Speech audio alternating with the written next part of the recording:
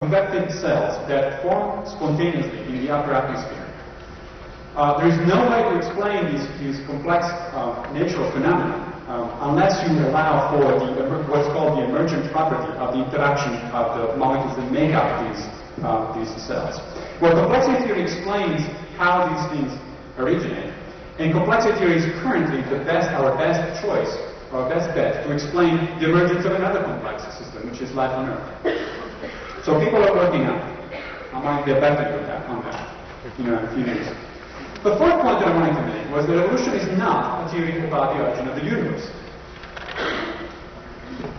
The universe evolved, or you hear that the universe has evolved or is evolving, but it evolves only in a very general sense, in the sense of change through time.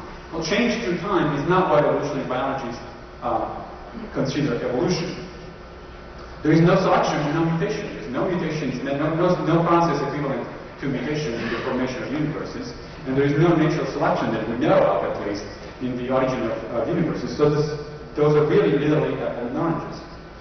Now, we do know something about the origin of the universe. Again, this is some of the empirical evidence. This is a beautiful picture from the Hubble Space Telescope.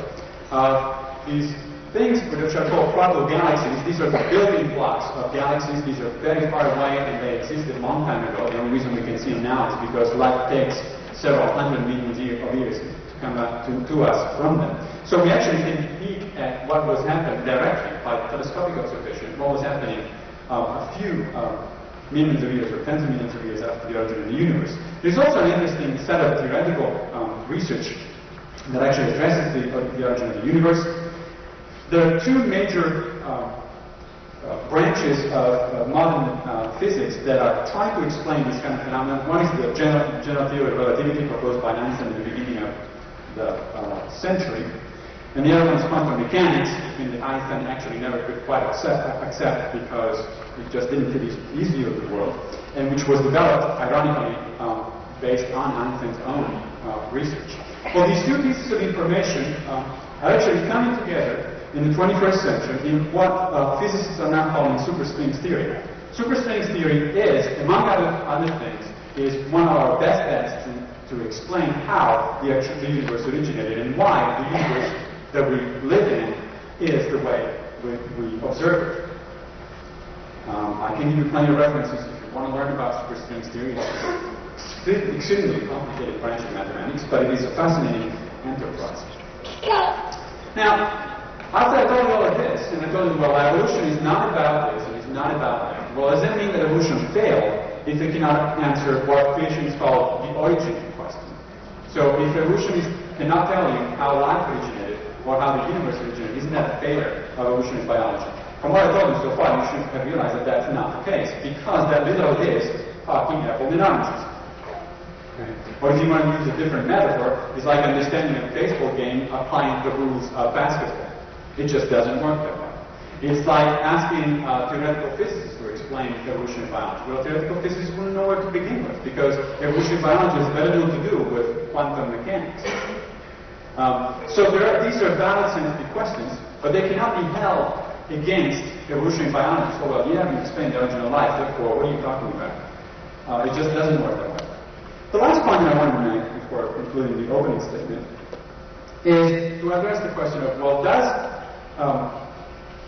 the variety of life on Earth require intelligent design? Which is, of course, why most people that are here tonight are interested in. And intelligent design, of course, can be a variety of things. Creationists don't necessarily agree on what intelligent design is to begin with. Some of them think of certain kind of God. Some of them actually think of, believe it or not, very smart extraterrestrials. I'll start there. But the question is, there are logical objections to the applications of intelligent design theory to the explanation of life on Earth. One is that it violates what is called Occam's razor. Occam's razor, which was proposed by William of Ockham in the 13th century, is actually the idea that you should avoid unnecessary hypotheses in order to explain something. What is an unnecessary hypothesis? Well, for example, I can explain why you're looking at this presentation based on the laws of physics, based on what little I know about physics. I can tell you that there are some electrons that are coming here from my computer, and they go down here, they're falling all the way up there, back to the projector, and the projector generates an image that is projected. I can explain both with optics and subatomic physics what's happening. I could also say, on top of that, there is a tiny little green monster which is actually taking these images from here and bringing them directly up there. That's possible. You would have to ask me, first of all, if it is invisible, how do you know that it's green, for one thing? But do I need that kind of explanation? No, I don't. That doesn't mean that there is no little green monster bringing my little electrons all the way to the image. It just is that I don't need that explanation. And it's not a good scientific theory. The reason for that is because you can come up with an infinite number of alternative stories that will all be equally unfalsifiable. There will be no way to test if they're right or not. And it will be all equally redundant. That's what Occam's razor does, and that's what creationism does with evolution. The second thing that creationism does with respect to evolution is it applies something that is sometimes called Hume's dictum. Hume didn't say exactly along these lines, I'm paraphrasing here, but essentially said that when you want me to believe about extraordinary claims, you have to provide extraordinary evidence. The more extraordinary the claim is, the more extraordinary the evidence has to be. Let me give you another example.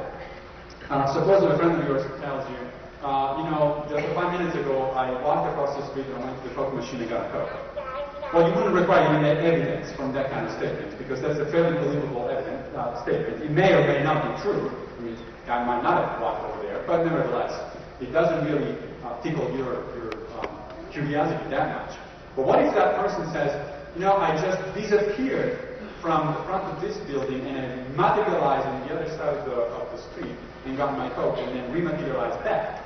Now you've got my attention. And now the question is, well, okay, what kind of evidence do you have that you can actually materialize and dematerialize at will? Why? Because that's a fairly extraordinary claim. And if you want me to believe that's a fairly extraordinary claim, you have to provide me fairly extraordinary evidence. So the difference between evolution and creation is that we have a pretty good explanation, by no means perfect, but a pretty good explanation, scientific and natural explanation of how life on Earth diversified.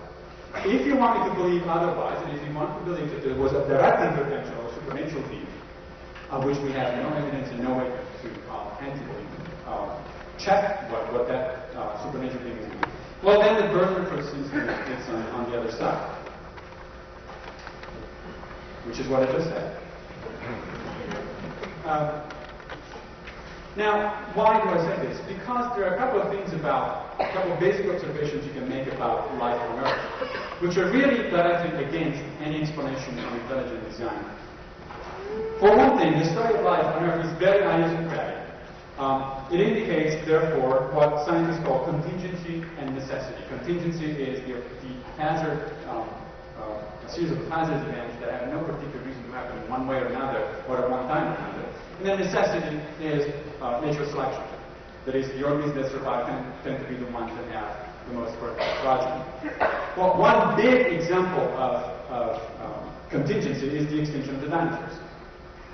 They got bad luck that day, 65 million years ago, when a meteor struck the Earth and wiped them out. They and several 100,000 other species.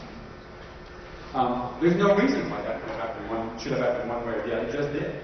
There's some speculation, which is kind of interesting to think about, that if it didn't happen, dinosaurs would have evolved something like consciousness, and there will be a dinosaur here talking to you guys and trying to explain why is it that all these little mammals around here haven't made it beyond the stage of rats, which is what mammals were when the dinosaurs went extinct.